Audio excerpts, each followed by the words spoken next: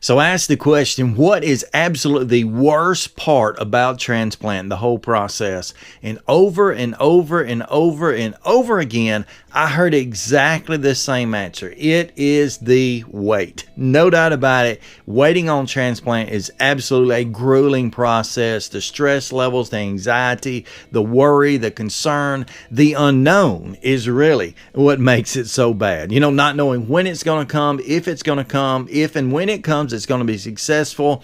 All of that puts a tremendous amount of stress on us, and we've got to learn to deal with that. So today on the Transplant Helper, I'm going to help you to have a few different things in your mind, particularly one major mindset that you can put in your mind that I hope will help you as well as anyone around you cope with the stress of waiting for transplant. Stay tuned. Hit the subscribe button and the bell notification to become part of the Transplant Helper community.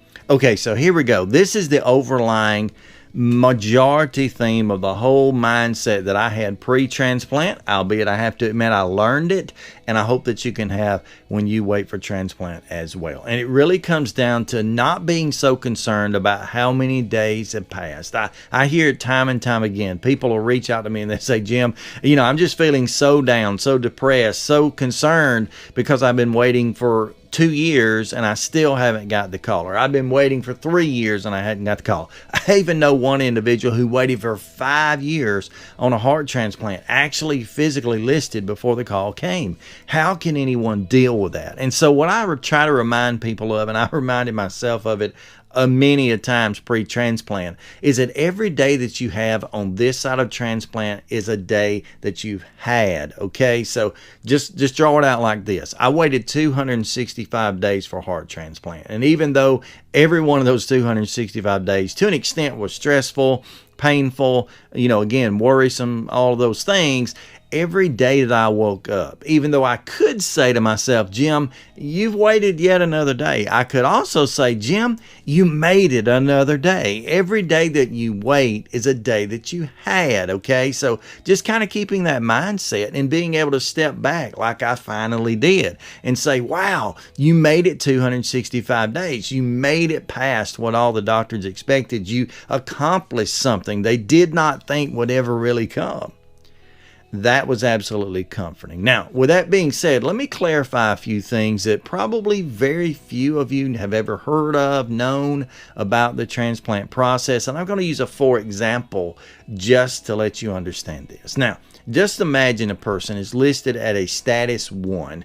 Back in my day, that would have been called a status 1A. As a matter of fact, to be completely honest about this, a status 1A in my day under the new system might be a status 1, might be a status 2. So basically comparable. Status 1A, status 1 or 2 are about the same thing. In the end of it, it's at the top of the list. You are absolutely at the top of the list. You may not be alone there, but you are at the highest tier or the highest listing that they can give. What very few people understand, and I come to know, is that if you're listed as a status 1, or in the old system a status 1A, actually what doctors were having to put down on paper in order to list you with United Network for Organ Sharing is the assumption that you were going to live less than 30 days, okay?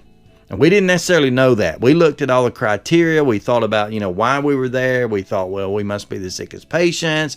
We thought, well, it's because we, you know, failed in the cath lab or failed in the pulmonary lab, or this blood work looked this way, or it's because I've got an LVAD, or because I've got a heart pump. Yeah, those are the physical, mechanical things and the physical numbers that allow you to be listed as a status 1A. But the summary of all those things is really an assumption that you are going to live less than 30 days. So I'm not trying to scare anyone, but if you're listed right now as a status 1, somewhere deeply seated in the paperwork is the assumption that your life expectancy is under 30 days. Someone says, Jim, you shouldn't even share that. That's harsh. That's mean. No, because what I've seen many times is that even though you might be at that status 1A, actually in reality, most of those people, the large majority of those people listed there, make it past that point. They go on and on and on. Again, me personally, I was listed as a status 1A. for 23 days. Do I think I could have gone farther? Yes, I actually think I could have. I think I could have given it months and months. As a matter of fact, I was listed as a status 1B, which would kind of be the equivalent of the common present day 2-ish, 3-ish status.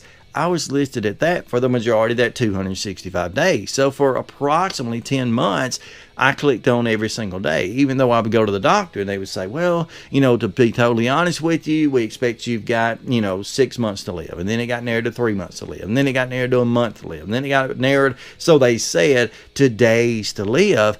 I kept living. I kept fighting. I kept really, literally almost checking those calendar days off. And on one side of me, I'm thinking, wow, another day's passed and I didn't receive a gift. But on the other side, and the more positive side, I was thinking, wow, another day's passed and I didn't receive the gift because I didn't have to have it. I made it. I've accomplished something. That was a tremendous mindset, and that's something that I think is very, very important. So just keep in mind, in summary, every day you have is a day you've had, okay? So every day that you wait is a day that you've been able to wait, and that within itself is a blessing. Now, with that being said, I want to give you 3 words today that you can keep in your mind that you really need to be progressing and working at. If you're pre-transplant, if you're waiting for transplant, just some things you need to keep in mind as you go. And the very first word, I'm going to just say it out loud, it's the word realization. You've got to come to the realization that transplant is the only way. Now, if you're not convinced of that, I honestly think you need to give a call to your team, sit down with your doctors again, and go over everything. Go over all the evidence, all the numbers. Let them convince you. Make them sell it to you that you need a transplant and that there are no other options. A lot of times I actually call this getting a second opinion, because a lot of times we think about getting a second opinion, we think about going to another doctor, going to another transplant center, flying across country to get that opinion. No, you don't have to do that. You sit down with the current physicians that you have, the current coordinators, the current team that you have, and look them in the eye and ask them a simple question. Why? Why are we doing this? Why do we think this is the best path? Why do we think this is the best option? Why do you think this is going to be the way I need to go? Make them sell you on the fact that you need a transplant. And if and when they do that, then stop, settle down, and try to come to a personal realization, and it's going to come right here in the mind. Try to come to a realization that this is real. This is what it is. In the South, we would say it is what it is. Accept that, and then you're ready for step 2. And step 2, past realization, is another word, preparation. Now is the time you need to prep. Now is the time you need to prepare and start getting ready for life after transplant. When you're in the pre-transplant stages, that is the time, that's the moment when you need to be preparing for life after transplant. Whether it's that simple things that are just so physical, and that is get ready for your exercise program, get ready for your new diet, get ready for the medications, get your home ready so that you can get around. Say, for example, you're in a rehab situation. Get your home ready and prepared in case you might need some assistance. Get those family members in line, those caregivers. Start having serious talks with them and try to come to the reality with them that I'm going to need 24/7 care for a certain period of time, and I'm going to need your help, and you've got to be there for me because I cannot go this alone. Preparation, preparation, preparation. And when you finish that, more preparation is going to be the key to a great life after transplant. And pre-transplant, while you wait, is the time to do that. And then thirdly, not only realization, I accept it, it's going to happen, preparation, but education. You've got to educate yourself on your current situation, as well as educate yourself as much as you possibly can about transplant itself. Now, that's personally what I've tried to do here on the channel. I always say I'm here to advocate, educate, and motivate you as a fellow transplant patient.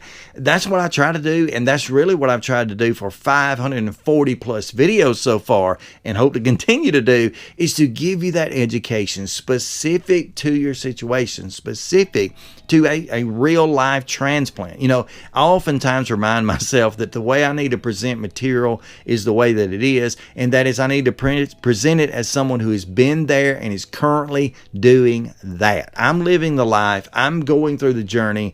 I'm living much like many of you live as post-transplant patients, and if you're a pre-transplant patient, I'm likely living a lot like you're going to live in the end of this. And you need to be digging for resources, whether it's here on this channel, whether you're just doing Google search upon Google search upon Google search, or even more and better than that, take opportunity. You're going to have to go in your transplant center pretty often. The appointments are going to be abundant. And even though I realize with the current situation, we've got some social distancing issues and it's a little bit more difficult, take opportunity when you go into the transplant center. If you see someone there who looks like they've had their transplant already, who looks like they can help, I'll assure you, if you'll approach them and ask them a question, ask them if they've already had their transplant, they will be more than happy to get the conversation rolling and answer any questions that you have, and they will definitely be an encouragement and support to you. I promise you, education is so important. It's going to help you so many times when you go through this,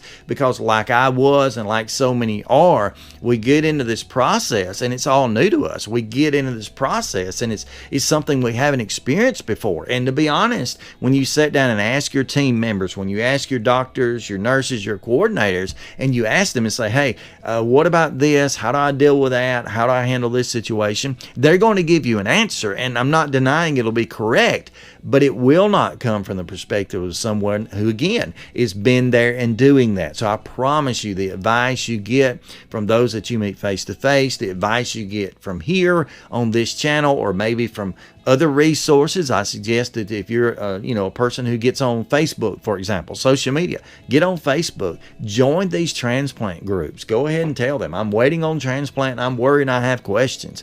Join transplant groups. The heart transplant support group, if you're a heart transplant patient, is an absolutely awesome one that you can be a part of. You can find my groups. I've got two different groups, a public group and a private group. The Transplant Helpers, the name of both. Join those groups and dig for information. Ask questions, and I promise you, more than all of us will be willing to help in the end. So that's just 3 of the things you can do, in addition to having the mindset, every day that I've made it pre-transplant is a day I can add post. Every day that I waited is a day I have waited. It's a good thing to be able to survive, to wait that out. And then these 3 things, realization, preparation, and education, they are so very important. If you got any questions at all, I'm more than happy to answer your questions. As a matter of fact, the majority of programs I do here are based on questions, so I'd be happy to hear from you. You can email me if you like to do that at jim@thetransplanthelper.com, as well as reach out to me on Facebook. My name is Jim Murrell. That's JIMMURREOL. Or find me in one of the groups. I'm in all of the groups. I'm particularly in my own groups, the Transplant Helper. I'd be more than happy to answer your questions as best I can. But thank you so much for joining me today. Until next time, stay stronger, friends.